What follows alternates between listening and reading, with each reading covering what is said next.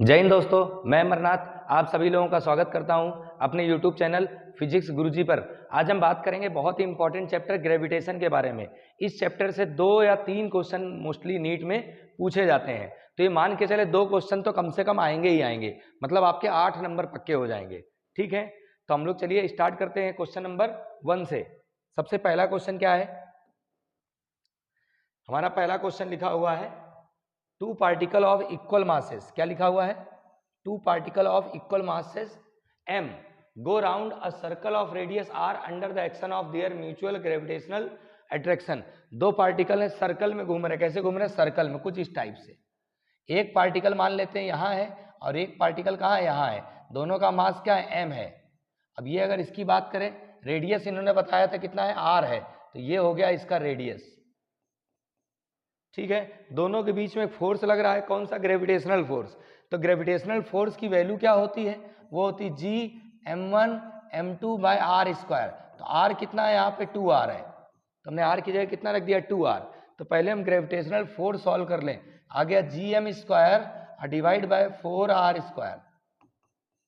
अब इसके आगे पढ़ते हैं, क्या है लिखा था? Speed of each particle with respect to their centre of mass is.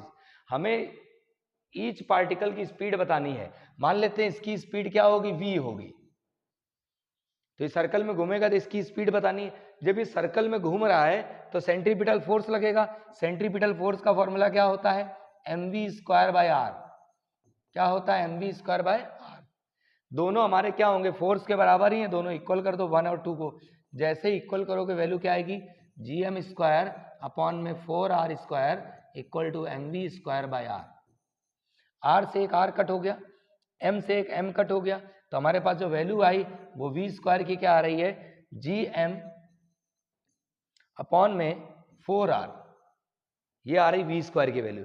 v की वैल्यू पूछी थी, अंडर रूट लगा दो। अंडर रूट लगेगा तो कितना? ये 2 बाहर आ जाएगा 4 से, और ये क्या बचेगा? Under root of G M by R. यही हमारा आंसर है। मिला लेते हैं option 1/2 under root G M by R. ये पूरे में अंडर रूट लगा हुआ है। ठीक है, तो ये हमारा पहला क्वेश्चन है।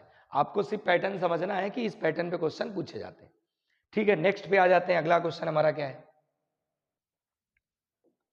अगला क्वेश्चन हमारा लिखा है two sphere of masses m and capital M। एक स्मॉल m, एक कैपिटल M है। Are situated in air and gravitational force between them is F। दोनों एयर पे रखे हैं, दोनों के बीच में जो फोर्स लग रहा है ग्रेविटेशनल फोर्स, वो कितना? F है। बोला है the space around the masses is now filled with liquid of specific gravity 3। एक लिक्विड फिल कर दिया है जिसका स्पेसिफिक ग्रेविटी कितना है? 3 है। बोला the gravitational force will now B.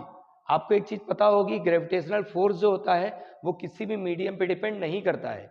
अगर मीडियम पे डिपेंड नहीं करता मतलब जितना पहले फोर्स था उतना ही बाद में रहेगा। तो ये लाइन याद रखेंगे, gravitational force does not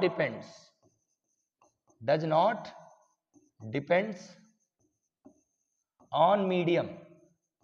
medium पे डिपेंड नहीं करता है, इसके लिए जितना फोर्स लग रहा था उतना ही फोर्स लगेगा।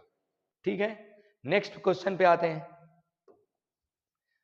अगला क्वेश्चन क्या लिखा हुआ है हमारा? The acceleration due to gravity on a planet A is 9 times the acceleration due to gravity on planet B. तो आपको पता है एक्सीलरेशन ड्यू टू ग्रेविटी का सिंबल होता है जी। तो ए पे जो है वो क्या है? बी वाले का 9 टाइम्स है।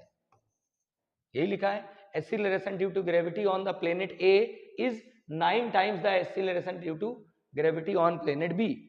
इसके बाद a man jumps to a height 2 meter on the surface of A. A वाले पे जब हाइट जंप करेगा बंदा, वो कितना? 2 मीटर जंप करता है। ठीक है, what is the height of jump by the same person on the planet B. Planet B पे कितना जंप करेगा वो पूछा है। ठीक है, अच्छा एक चीज, जितनी एनर्जी मेरे पास यहाँ इस प्लेनेट में है उतनी एनर्जी मेरी दूसरे प्लेनेट में भी रहेगी। एनर्जी तो चेंज होगी नहीं, मतलब ये क्लियर है कि potential energy at planet A equal to potential energy at planet B. अब पोटेंशियल एनर्जी का फॉर्मूला क्या होता है? mgh, क्योंकि हम जंप कर रहे हैं। तो mg और h इक्वल टू यहां भी क्या होगा? दूसरे प्लेनेट में mgh। भाई मास तो सेम रहेगा, तो मास दोनों जगह सेम रहेगा। ग्रेविटी दोनों जगह अलग अलग है, इसलिए अलग अलग लिखी है। हाइट अलग अलग होगी, वो भी अलग अलग लिख दी। m से m कट हो गया। अब यहाँ पे वैल्यू हमें लाना क्या था, हाइट एट b, तो इसको क्या लिख सकते हैं, gravity at a divide by gravity at b into height at a। अब GA बाई GB की वैल्यू अगर सॉल्व करें तो कितना था 9, और हाइट कितना दिया था A वाले में 2, यानी कितना मीटर आया 18 मीटर, यानी कि सेकंड वाले प्लेनेट में वो 18 मीटर जंप करेगा। ऑप्शन चेक कर लें, सेकंड ऑप्शन। ठीक है, तो ये हमारा दूसरा पैटर्न हो गया है ना। इसके आगे आ जाते हैं। अब यहां पर एक ये देखिए क्वेश्चन, कुछ फॉर्मूले लिखना चाह रहा था मैं, अभी फॉर्मूले में लिखता हूं साइड में है ना। ग्रेविटी के कुछ फॉर्मूले लिखना चाह रहा था, जो स्मॉल जी के वेरिएशन है यहाँ देख लेते हैं। एक्चुअल में स्मॉल जी के कुछ वेरिएशन है, जैसे स्मॉल जी का एक फॉर्मूला होता है GM बाई आर स्क्वायर, ये अर्थ सरफेस में है। एक होता है हमारा 4/3 पाई रो GR, ये भी हमारा अर्थ सरफेस में है। अगर अर्थ सरफेस से, ये अर्थ सरफेस के लिए है ना, याद रखेंगे for earth surface. Actually in फॉर्मूले का बार बार यूज आएगा इसलिए लिख देता हूं।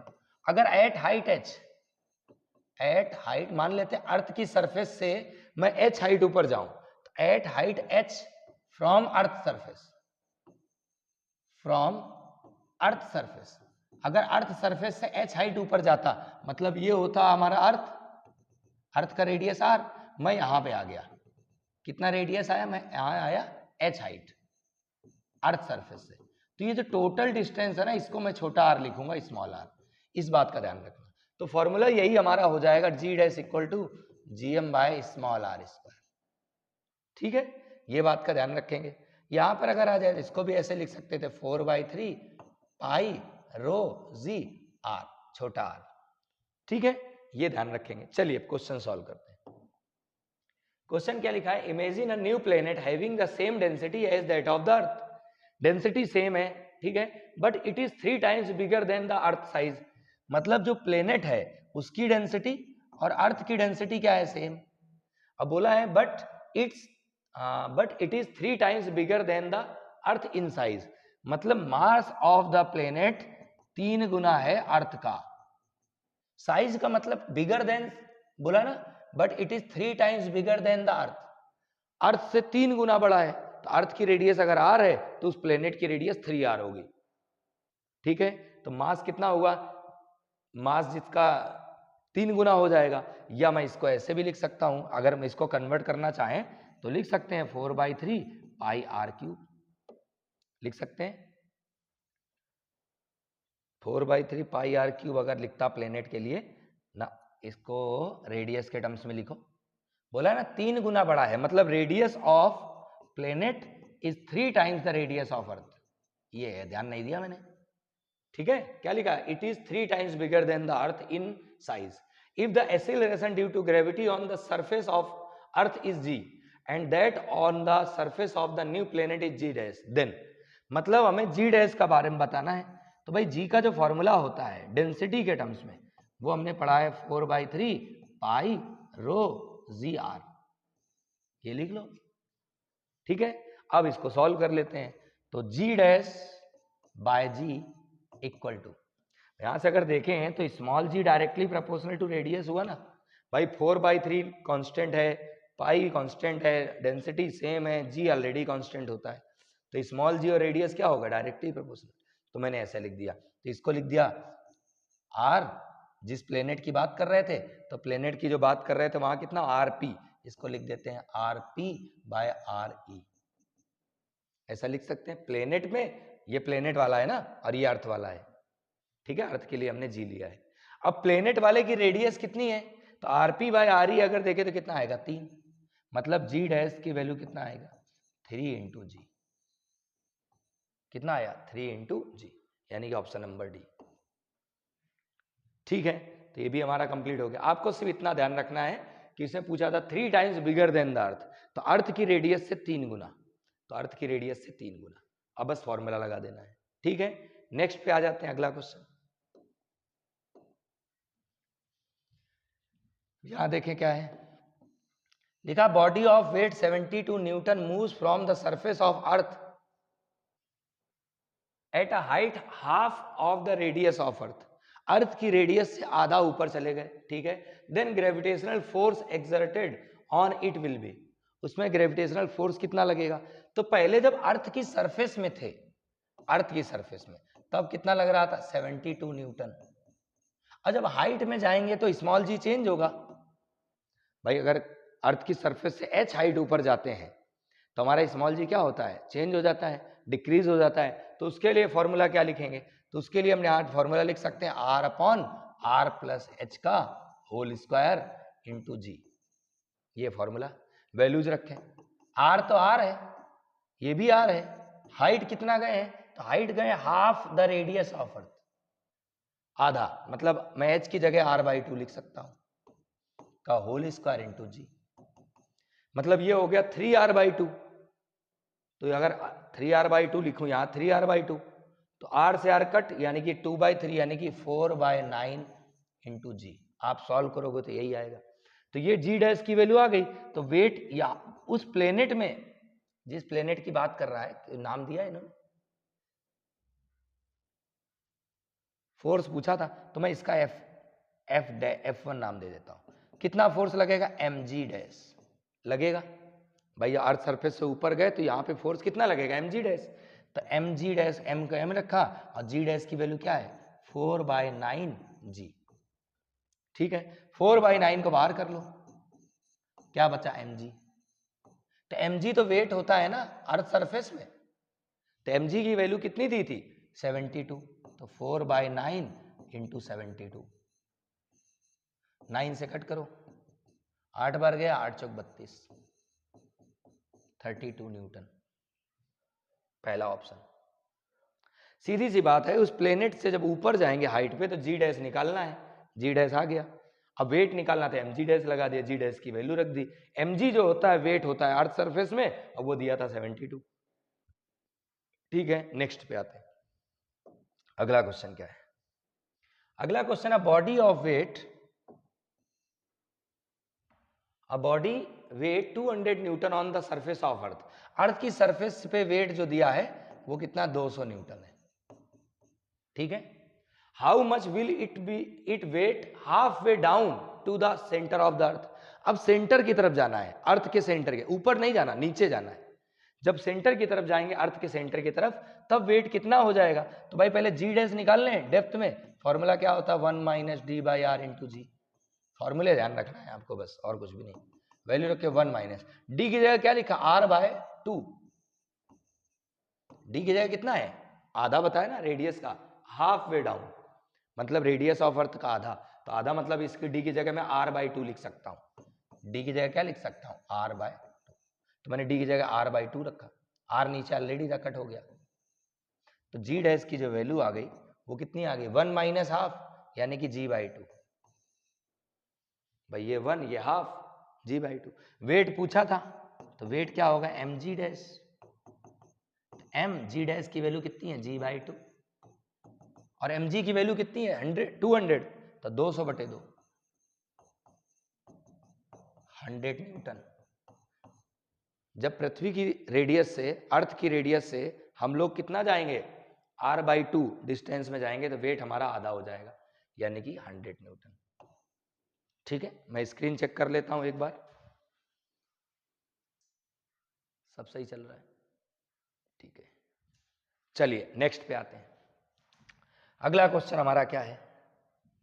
अच्छा, कुछ ग्राफ है यहां पर। ग्राफ इसका क्या है? ग्रेविटी का ग्राफ पूछा गया है। भाई ये स्मॉल जी का ग्राफ है विथ डिस्टेंस, विथ डिस्टेंस। ठीक है, अर्थ के सेंटर पे स्मॉल जी कितना होता है? 0। अर्थ के सेंटर पे स्मॉल जी कितना होता है? 0। ठीक है, अब जब अर्थ के सेंटर से हम सरफेस की तरफ जाते हैं तो स्मॉल जी बढ़ना शुरू होता है यूनिफॉर्मली। ये आ गए हम लोग सरफेस में। कहाँ आ गए? सरफेस में, यानी कि यहां पर जो वैल्यू है वो कैपिटल आर है। ठीक है, अब अर्थ की सरफेस से जब बाहर की तरफ जाते हैं तो रिलेशन हो जाता है g proportional to 1 upon distance square, मतलब इन डिक्रीजिंग पैराबोला इस टाइप से। तो ये ग्राफ है स्मॉल जी का कैपिटल आर के डिस्टेंस के साथ।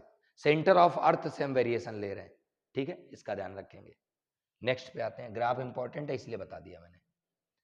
ठीक है, चलिए इस पे आ जाते हैं। A body of mass m is taken from the earth surface to the height equal to the twice the radius r of the earth. The change in potential energy. तो पहले पोटेंशियल एनर्जी के कुछ फॉर्मूले देखो। वहां potential energy का जो formula है वो लिख लेते हैं पहले।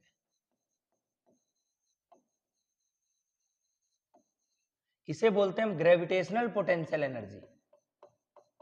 क्या बोलते हैं? Gravitational potential energy. U equal to होता है minus of GMM by are, earth की सरफेस से h हाइट पे, ये ग्रेविटेशनल पोटेंशियल एनर्जी। जब कभी आपको चेंज इन पोटेंशियल एनर्जी निकालना हो तो इसको ऐसे लिखो, GMM by R, GMM by, इसको ऐसे लिखो 1 by R1 minus 1 by R2। इसको नाम स्मॉल दे दें, 1 by R1 minus 1 by R2, minus लगा लो। ठीक है, अर्थ सरफेस में जब आएंगे तब की बात है। फिलहाल इस क्वेश्चन की बात करें।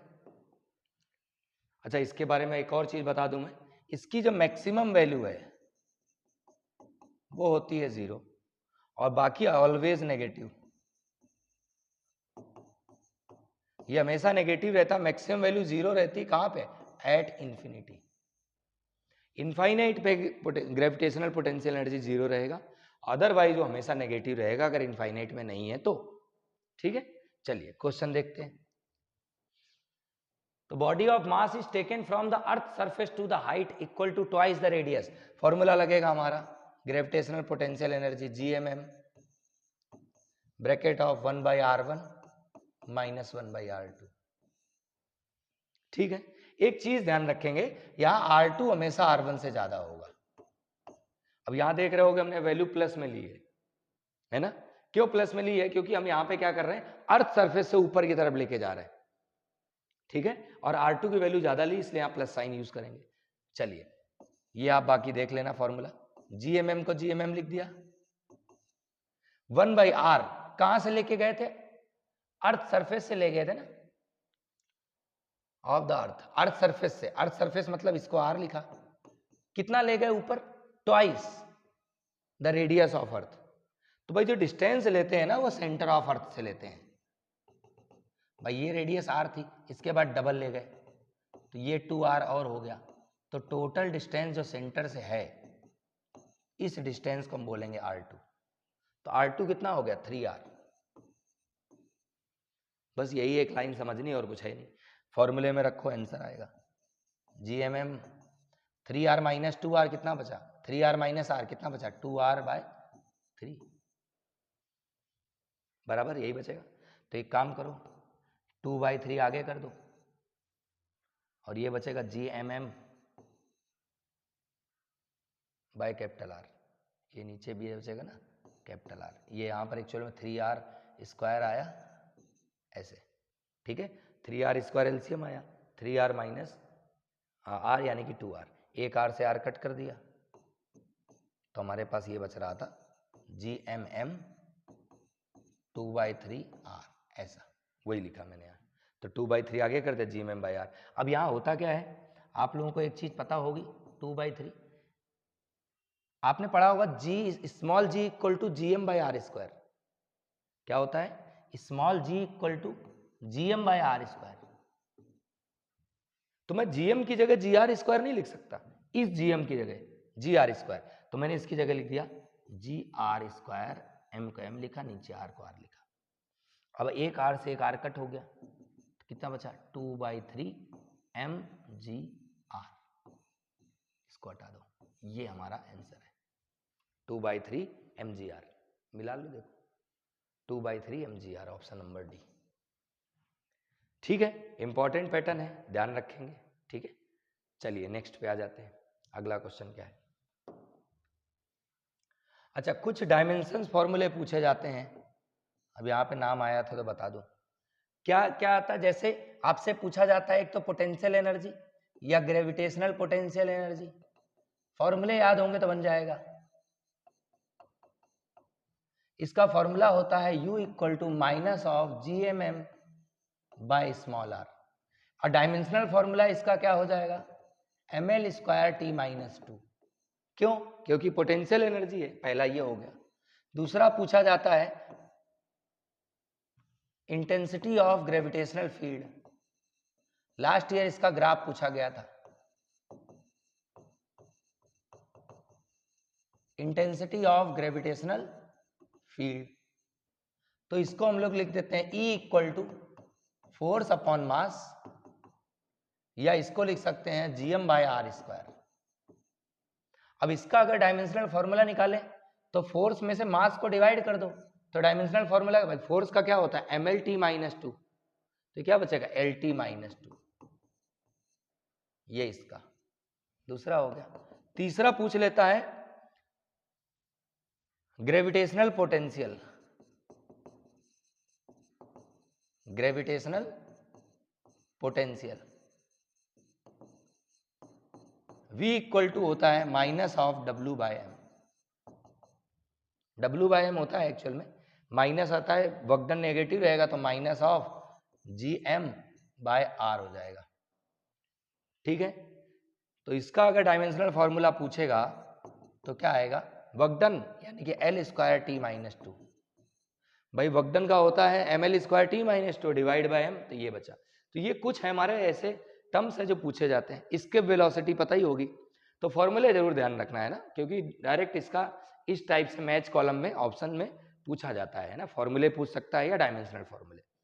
ठीक है, अब क्वेश्चन देखते हैं इसका। अगला क्वेश्चन देखें।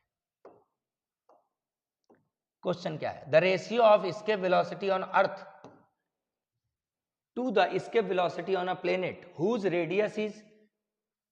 radius and mean density are twice, radius और डेंसिटी दोनों क्या है डबल है, as that of the earth, यानी कि radius of planet is twice the radius of earth और density of planet is twice the density of earth दिया है।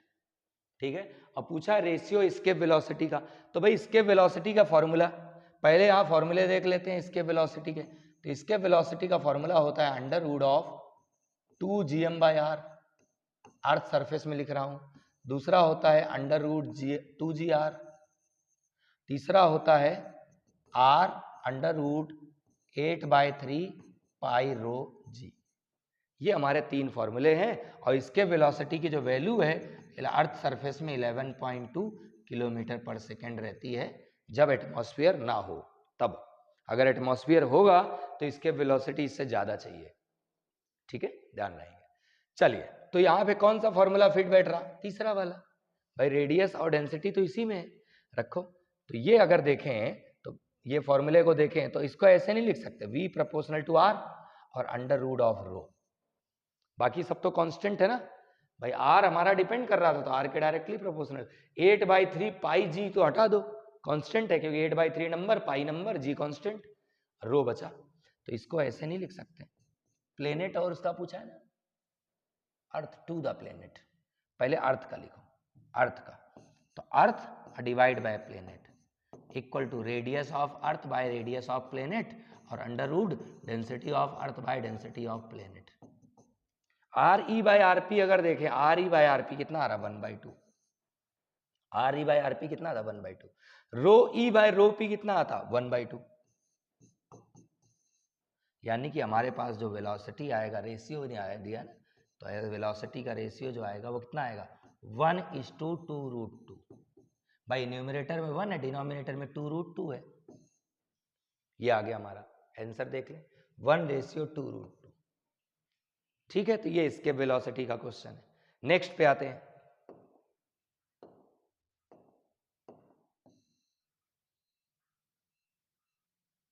A particle of mass m is kept at rest at a height 3r। कहां रखा हुआ है, 3r पे रखा हुआ है। From the surface of earth, earth की सरफेस से, अर्थ की सरफेस से यहां रखा हमने पार्टिकल को 3r पे।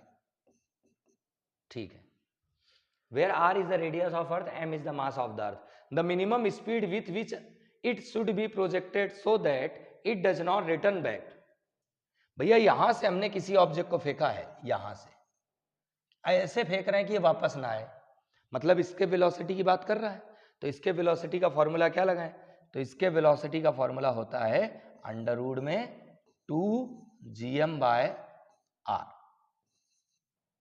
यही फॉर्मूला है। अगर अर्थ सरफेस में होता तो कैपिटल आर लेते, और अर्थ सरफेस से ऊपर है इसलिए हमने यहाँ पे क्या लेंगे, स्मॉल आर। अब स्मॉल आर कितना है, तो ये लिखा अंडर रूट 2gm। अब स्मॉल आर कहां से लेते हैं, सेंटर से, तो यहां से यहां तक की डिस्टेंस कितनी होगी, 4r होगी कि नहीं होगी भाई? देखें 3r ये था और r ये है, तो टोटल कितना हो गया 4r, तो इसको लिख दिया हमने 4r। फॉर्मूला देखें क्या आ रहा, अंडर रूट में 2, रूट में ही आंसर दे रहा क्या, रूट के अंदर ही दे रहा, तो एक काम करो ना, 2 से 2 कट कर दो, कितना बचेगा, अंडर रूट में gm/2r, क्या बचेगा, अंडर रूट में gm/2r, ऑप्शन नंबर ए मिल रहा। gm/2r अंडर रूट मतलब हाफ पावर, लिखने की जरूरत नहीं है इसे। बोलो समझ आ गया होगा ये, ठीक है? तो ये हो गया हमारा। ध्यान ये रखना है कि डिस्टेंस कहां से लेते हैं, डिस्टेंस हमेशा अर्थ के सेंटर से लेते हैं, ठीक है? नेक्स्ट पे आ जाते हैं, चलिए अगले क्वेश्चन पे आते हैं। क्वेश्चन हमारा क्या दिया है, the time period of a geostationary satellite is 24 hour. हमें टाइम पीरियड दिया है जियो स्टेशनरी सैटेलाइट का 24 आवर, मतलब मैंने T1 लिख लिया 24 आवर, ठीक है? Eight a height 6 RE from the surface of अर्थ, मतलब डिस्टेंस की अगर बात करें तो ये हो गया 7 RE। भाई अर्थ के सेंटर से अगर लेंगे तो 6 RE तो सरफेस से, सेंटर से होगा तो एक और ऐड हो गया 7 RE। फिर क्या बोला, the time period of another satellite whose radius is 2.5 RE from surface will be, मतलब हमें रेडियस बताया है 2.5 RE सरफेस से है, तो सेंटर से कितना है 3.5 RE, ठीक है? इतना दिया है, टाइम पीरियड निकालना है। टाइम पीरियड का हमें फॉर्मूला पता है, T² प्रोपोर्शनल टू R³ होता है। मैं अभी टाइम पीरियड के फॉर्मूले अलग अलग लिख दूंगा, पहले ये ध्यान रखें। तो यहां से ऐसे लिख सकते हैं T1/T2 का whole square equal to R1/R2 की पावर 3। तो इसको सॉल्व करें तो R1 की वैल्यू कितनी है 7 RE, 7 RE, और ये कितना है 3.5 RE पूरे की पावर 3। अगर कट करें तो पूरा कट हो जाएगा, 2 बार जाएगा तो 2 की पावर 3 मतलब 8, यहाँ कितना बचेगा 2 की पावर 3 8। अब T1 पता है तो T1 की वैल्यू कितनी है 24, और T2 हमें पता है पूरे का स्क्वायर इक्वल टू 8। कैलकुलेशन पे थोड़ा ध्यान रखना और कुछ भी नहीं है, तो मैं यहां से ऐसे लिख लेता हूं, स्क्वायर इधर भेजे तो 24/T2 equal to under root 8। अब अंडर रूट 8 का मतलब होता है 2√2, क्या होता है 2√2, अंडर रूट 8 का मतलब, भाई ये पावर 2 था, 2 उधर भेजा तो अंडर रूट लग गया, अंडर रूट 8 का लिखना है तो 4 × 2 लिखो अंडर रूट में, 4 से बाहर कितना आया 2, तो 2√2 आया, और 24/T2। अब क्या करें, T2 निकालना है तो कितना आएगा 24/2√2।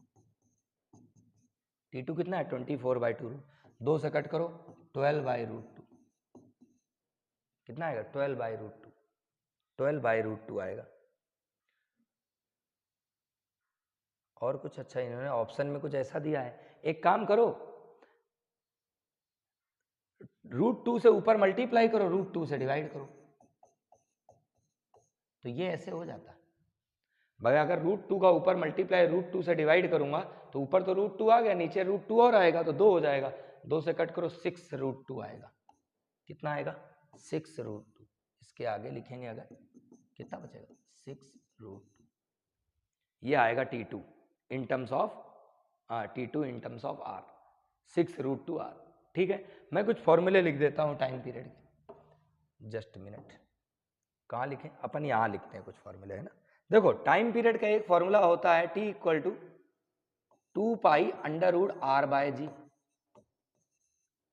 और अर्थ के केस में टाइम पीरियड होता कितना है 1.41 आवर, या मिनट में लिखें तो 84.6 मिनट, सेकंड में लिखें तो 5079 सेकंड, ये है टाइम पीरियड ऑफ अर्थ, ये ध्यान रखेंगे। दूसरा एक होता है t equal to under root of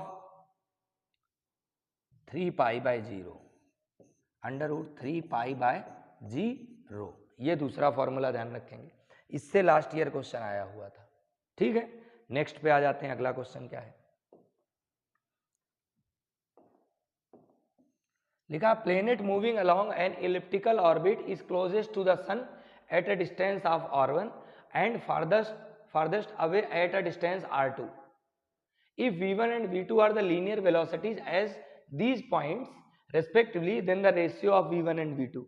मतलब ये क्लियर हो गया कि एक हमारे पास प्लेनेट है जो कि इलिप्टिकल ऑर्बिट में घूम रहा है और जब सन के आसपास घूम रहा है, और जब कोई प्लेनेट सन के आसपास घूमता है तो वहां लगता है केपलर्स लॉ, और केपलर्स लॉ के केस में एंगुलर मोमेंटम जो होता है वो क्या होता है, कांस्टेंट।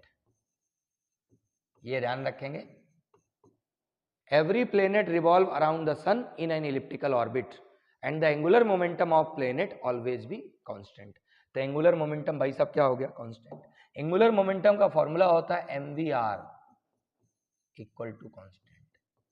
इन्होंने किसका पूछा है, v1 एंड v2 का बताना है, तो मास तो फिक्स रहेगा, तो वेलोसिटी प्रोपोर्शनल टू 1/r आएगा।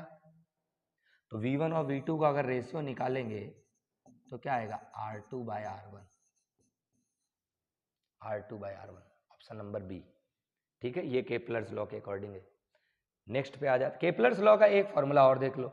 सेकंड वाला जो है उसे लिखते हैं area delta A by delta T, वो कांस्टेंट रहता है पर यूनिट टाइम में, है ना। और तीसरा T square proportional to R cube रहता है।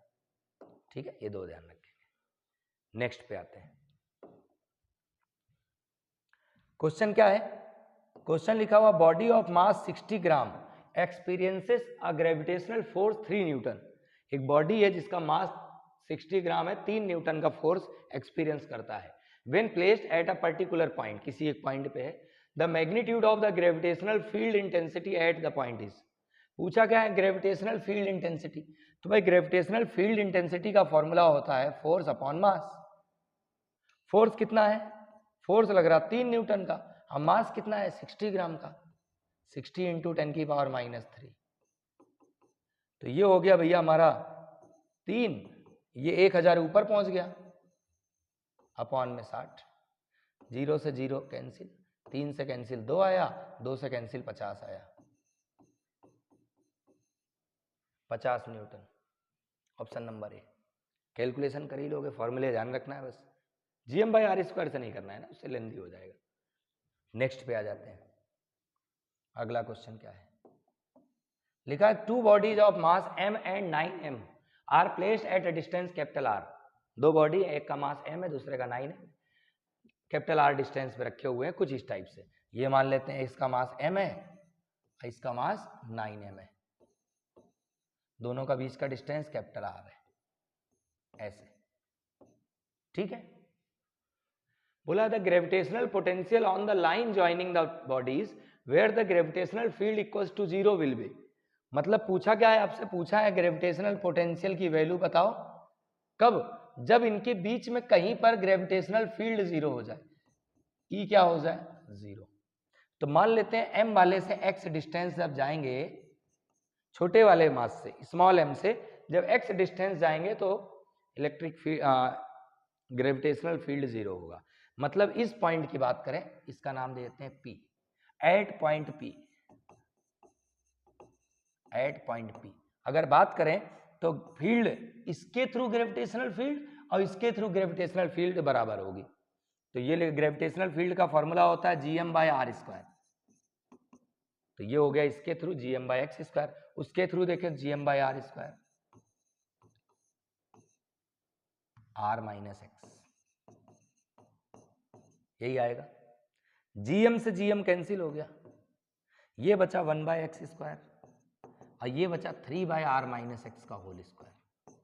भाई पूरे का स्क्वायर करें तो 9 का लिखे तो 9 मतलब 3 का स्क्वायर, ये r - x का होल स्क्वायर।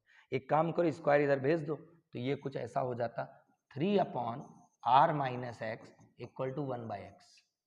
भाई स्क्वायर इधर भेजे, स्क्वायर से कट हो गया। अब यहाँ से वैल्यू सॉल्व करो, कितना आता 3x equal to r - x x को इधर लिया 4x इक्वल टू r, मतलब x की वैल्यू आ गई r/4। मतलब पहले वाले छोटे वाले m से, स्मॉल m से r/4 डिस्टेंस में इंटेंसिटी ऑफ ग्रेविटेशनल फील्ड 0 होगा, इक्वल होगा पहले और दूसरे का। अच्छा x आ गया, हमें पूछा तो पोटेंशियल था, तो इस पॉइंट पे पोटेंशियल इसकी वजह से देखें तो ये पोटेंशियल जो होता है इसका फॉर्मूला होता है माइनस ऑफ gm/r। पहले तो ये फॉर्मूला याद रखना। तो P पॉइंट पे अगर पोटेंशियल देखेंगे तो पहले वाले के थ्रू माइनस ऑफ gm/x, देखो भाई यहाँ पे पोटेंशियल बताना था, तो इसके थ्रू gm/x और इसके थ्रू आ जाओ तो 9gm, और ये तो इसको ऐसे लिख देते हैं माइनस ऑफ g, इसको छोटा m लिख लेना, इसको लिख लेते हैं 9m अपॉन डिस्टेंस। तो भाई बाकी वाली डिस्टेंस क्या r minus x, r minus ऐसे लिख लो। अच्छा देखो अब इसमें क्या क्या कॉमन है, माइनस पहले बाहर ही कर लो, g कॉमन है, m कॉमन है, माइनस gm कॉमन करो, ये लिख दिया 1 अपॉन, ये हो गया r/4, वैल्यू रख देते हैं माइनस, यहाँ क्या बचा है प्लस हो जाएगा, तो g और m कॉमन हो गया 9 बचा, और r माइनस एक्स करेंगे तो r की वैल्यू तो r है, x की जगह r/4 है, तो r में से अगर r/4 कम करेंगे कितना बचेगा 3r/4, तो यहाँ लिख लेते हैं 3r/4, ठीक है, माइनस ऑफ gm, भाई साहब 4 ऊपर जाएगा तो ये हो गया 4/r, प्लस ये 4 ऊपर जाएगा 4 into 9/3r, minus of gm, 4/r common है, 4 भी बाहर कर लो, r भी बाहर कर लो, 1 प्लस 9/3, 3 इधर गया और 9 में ऐड करो 12 हो गया, 12 इंटू 4, यही हो रहा है ना। हाँ देखो पहले इसको सॉल्व कर लेते हैं, माइनस ऑफ 4gm अपॉन में कैपिटल R ब्रैकेट ऑफ, ये कितना हो गया 3, 12/3, 4 आ गया, यही आएगा ना भाई, 3 इधर गया, एलसीएम ले लो, 3 और 9 3 12/3, 3 से कट करो 4 बचा, 4 इंटू 4 कितना हो 16, माइनस ऑफ 16gm/r, ये शायद लास्ट ईयर आया हुआ था, ऑप्शन मैच करा लेते हैं, minus of 16gm/r, option number 2, थोड़ा सा लेंदी है, 2 फॉर्मूले का यूज है, बट अगर आपकी कैलकुलेशन अच्छी है, आपकी मैथमेटिक्स थोड़ा अच्छा है, तो आप इजीली इसे जल्दी सॉल्व कर सकते हैं, ठीक है, बाकी है कुछ भी नहीं, ऐसे इलेक्ट्रोस्टैटिक में क्वेश्चन आपने देखे हैं, मैंने बनाए वीडियो ऐसे, ठीक है। नेक्स्ट पे आ जाते हैं, अगला क्वेश्चन क्या है हमारा, ज्यादा से ज्यादा लोगों को शेयर करते रहें, चैनल को लाइक जरूर सब्सक्राइब जरूर करना, ताकि मेरे जो भी अपकमिंग आने वाले लेक्चर्स हैं, ऑप्टिक्स के भी हैं, मैग्नेट के भी हैं, एसी के हैं, वो सब आपको नोटिफिकेशन मिलता रहे।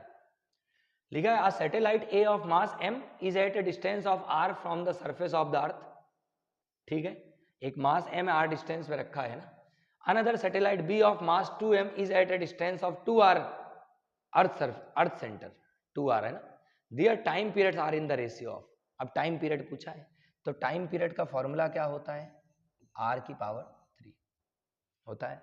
अब इसमें क्या थे, satellite A of mass m at distance r, कितना डिस्टेंस था, पहले r डिस्टेंस था from the surface of the earth के सरफेस से, another satellite b of the mass 2m at a distance of 2r from earth surface, earth centre लिखा हुआ ये क्या है, distance of 2r from earth centre, ये earth surface से आएगा, पहला अर्थ सरफेस से था ना, सरफेस ऑफ द अर्थ था, तो ये भी अर्थ सरफेस से ही आएगा, है ना। Their time periods are in the ratio of, तो भाई टाइम पीरियड का रेशियो बताना है, t1/t2 की पावर 2 अगर करें तो यहाँ लिख सकते हैं r1/r2 की पावर 3, ठीक है। अब r1 की वैल्यू क्या है r, और r2 की वैल्यू क्या है 2r की पावर 3, भाई ऐसा क्यों करा है, देखो सैटेलाइट ए का मास m है, वो distance r from the earth surface, भाई ये अर्थ है, इसकी सरफेस से जो सैटेलाइट है उसके बीच की डिस्टेंस r थी, ये सैटेलाइट और ये प्लेनेट, ठीक है, तो ये ध्यान रखें, r से r कट गया, कितना आया 1/2 की पावर 3 मतलब 8, तो t1/t2 जो आएगा कितना, स्क्वायर उधर जाएगा तो 1/2√2, तो 1:2√2 आ रहा होगा, ऑप्शन नंबर डी 1:2√2। ठीक है, नेक्स्ट पे आते हैं। अगला क्वेश्चन क्या है, ये हमारा लास्ट क्वेश्चन है। The satellite for a satellite moving in an orbit around the earth the ratio of kinetic energy to potential energy. दो भाई यहाँ पे कुछ फॉर्मूले लिखता हूँ पहले मैं। पोटेंशियल एनर्जी का फॉर्मूला होता है -(Gmm/r). काइनेटिक एनर्जी का फॉर्मूला होता है Gmm/2r प्लस का रहेगा भाई। फॉर्मूला हम 12mv² लगाएंगे, 12mv मतलब ऑर्बिटल वेलोसिटी, और ऑर्बिटल वेलोसिटी का फॉर्मूला क्या होता है √Gm/r। तो ये हमारा आ जाता। ठीक है, और टोटल एनर्जी जो रहेगी सैटेलाइट की वो रहेगी -(Gmm/2r). अब इन्होंने किसका किसका रेशियो पूछा, काइनेटिक और पोटेंशियल का। तो काइनेटिक का और पोटेंशियल का रिलेशन लिख लो। काइनेटिक का वैल्यू है Gmm/2r और पोटेंशियल का -(Gmm/r). भाई Gmm से Gmm कट हो गया, R से R कट हो गया। ऑप्शन क्या है 1:2। Option number B 1:2। ठीक है, सभी लोग ध्यान रखेंगे फॉर्मूले को। ठीक है, तो इसी तरह से आप लोग हमसे जुड़े रहें, लेक्चर देखते रहें, ज़्यादा से ज़्यादा लोगों को शेयर करें, लेक्चर को लाइक करें, सब्सक्राइब चैनल कर ही लिया होगा, नहीं किया हो तो कर लें। ठीक है, मैं आगे अपना लेक्चर जल्दी अपना लेके आऊँगा कोई, आई थिंक इसके बाद हम लेके आएंगे ऑप्टिक्स का। ठीक है, तो सभी लोग अच्छे से पढ़ते रहो, आगे बढ़ते रहो। जय हिंद।